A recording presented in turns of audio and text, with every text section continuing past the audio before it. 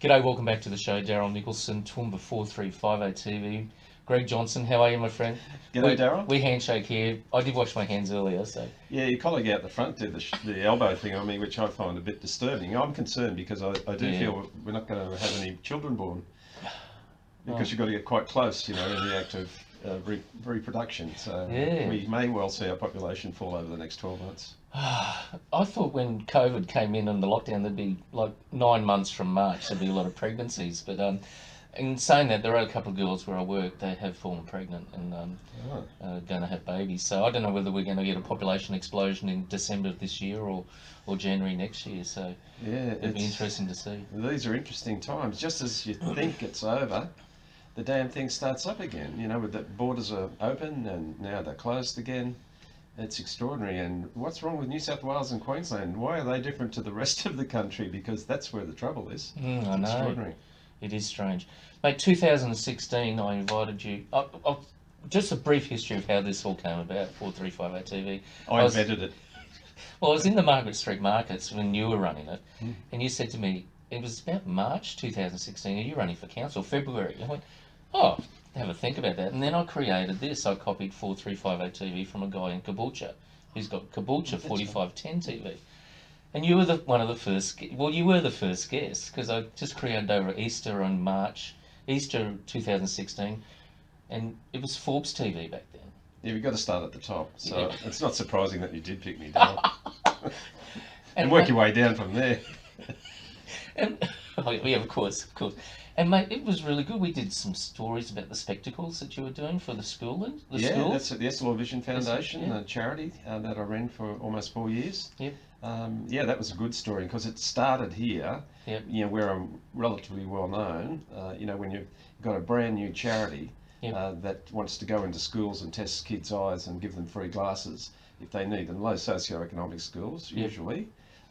Where better to start than where you live and so it spread from here, and the big areas that we're involved in were in South Australia.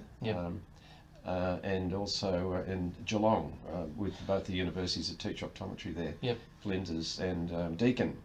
But it's spread throughout Australia now, and the wonderful young lady who worked with me for 12 years at the Optometrists Association is now running it, Marika. Okay. So that was a really good outcome, doing some nice things. Mate, we did some beautiful stories and met some beautiful people doing that, and every time you had an event coming on, I've been very honoured to do the things with you, like the Toowoomba Camellia and Flower Expo. I mean, I'm really sad that's not on this year. Yeah, it's tough, isn't it? And again, I always start at the top, so I'd ring you first, Daryl, when we had a media event on, then I worked my way all the way down to the Chronicles. Good. Not that the Chronicles on the bottom. I love Matthew Newton at the Chronicles. He's a good guy. Yeah, so I do. He does a great job. And the Toowoomba Show, unfortunately, got canned this year.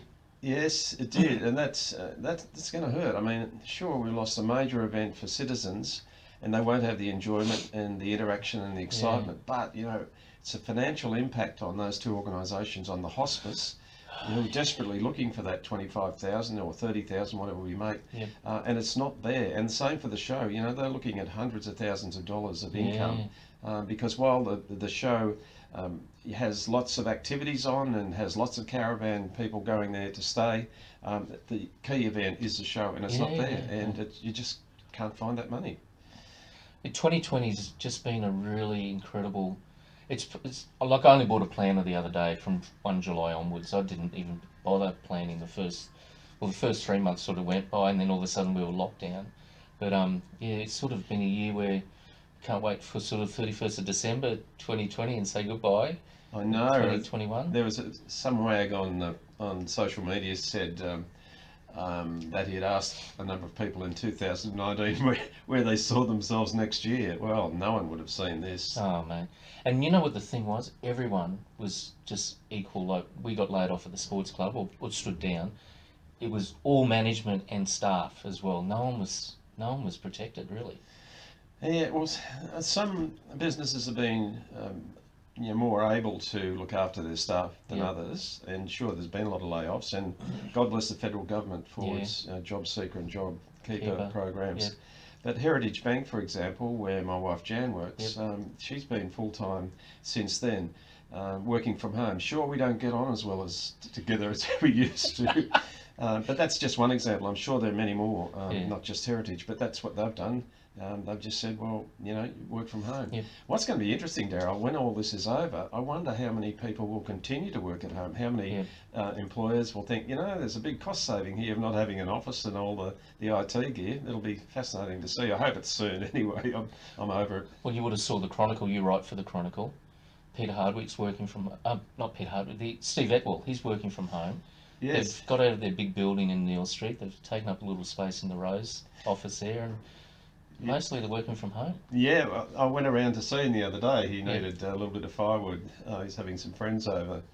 And to see Steve in his work environment, all frocked up with a tie and his coat, and to see him in his tracksuit pants and a t-shirt, it's quite a contrast. Yeah.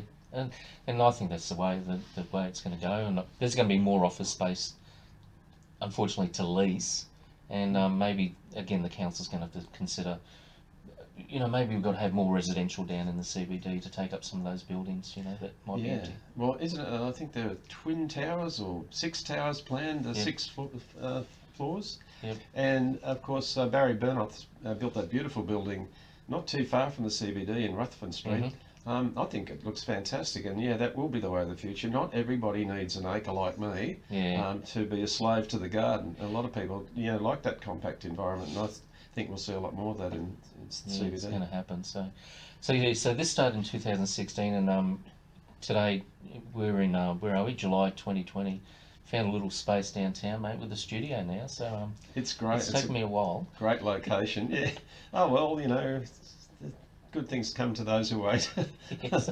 No, it's great. It's a great location, and I expect you'll see a lot more people coming in here to be interviewed and tell their story about what they're doing. Yeah, and that's what I want to do. It's a lot of community stuff, and again, if you want a space to record something, this is available for hire for you as well, and I can help you produce something as well at a small, reasonable sort of a fee. So, mate, so you're still busy. You've got the Toowoomba Showgrounds. You're doing some work for Damon. You're doing the Chronicle, Camellia Garden Expo. Hopefully, get that back on. Any other projects you're working on at the moment? S-Law sort of parked to the side. Do you do any more? Yeah, I'm in close contact with Marika, who's the new general manager of the S-Law Vision Foundation.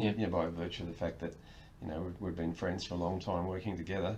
When you're getting old, when young people say to you, you're the best boss I ever had. And so I generally will always have that relationship with people that I worked with. Yeah. The Camellia Show, it's a comprehensive media program throughout the year. I've got to keep thinking of different ways to get the message out there. One of the concepts I came up with the letter P. So I'd go into my garden, I'd take a photo of a camellia and just simply go perfect. Okay. Or another one, passion. Yep. Or 2 together, partnership. Yep. And so I just kept the media rolling along like that, so people knew that we were interested. I'm really excited to be back with the show, Shane Charles and Damon Phillips. Loving doing their social media for them. It's been a bit quiet lately, but of course I built that magnificent 5-kilometre obstacle course with 10 obstacles, Daryl, that you and I could not get over. Oh, mate, I can't do that now. And so I've been promoting that, and that's a community asset. So we're inviting people to go out and use that. Fit people, not like you and I. No, I die. So that takes up a bit of time. Yeah, writing for the Chronicle's been a lot of fun. I've been doing that for probably 10 years, but initially it was in online format, a blog, which doesn't really have the same coverage as being in the newspaper proper or the online subscription proper. But there's no shortage of stories, as you would know. I know. I just wake up in the morning and go, ding! Rabbits. Someone contact me about rabbits. They're having trouble with their rabbits. So the story then goes from there. If you keep a rabbit in Queensland, it's a $63,000 fine, which is a lot more than you get for murder, for example. But there's every day there's a story. I said to Steve Etwell, I can't go to sleep. I keep wanting to go and get a pen and write down the next topic. He said, mate, you're just going to have to get used to it. But it's been a lot of fun. I mean, but at the end of the day, if people don't read it, I'm wasting their time and mine. I'll read your stuff. But, as you do, interviewing local people that do special things, like the fellow at Lake Annan that hoists a different flag on a big flagpole every morning. Stan the flagman, that was great.